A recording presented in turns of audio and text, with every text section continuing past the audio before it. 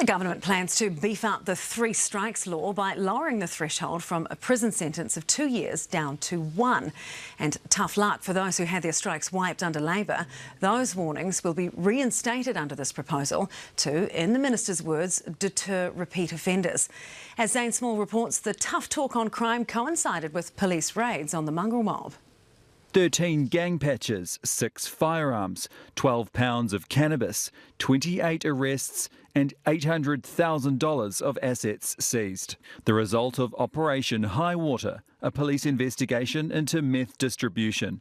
Today we've executed over 30 warrants across the country. The bulk of those have been in Opotiki and they continue as we speak. A major crackdown on crime, just as the government announced plans to beef up the soon-to-be-revived 3 strikes law. We want to look after the victims of crime in our communities, and with the criminals, they're given chances. Chances that, when 3 strikes existed, looked like this. A prison sentence of 2 years or more triggered a first strike or a warning. Reoffending after that triggered a second strike where parole was denied. And if offending happened again, that triggered a third and final strike where parole was denied and the maximum penalty was handed down. 3 strikes was scrapped by Labor in 2022 over concerns that it took away a judge's discretion.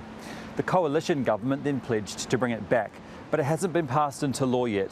It's still before Parliament's Justice Select Committee, which received 763 public submissions that were made before the government announced changes today.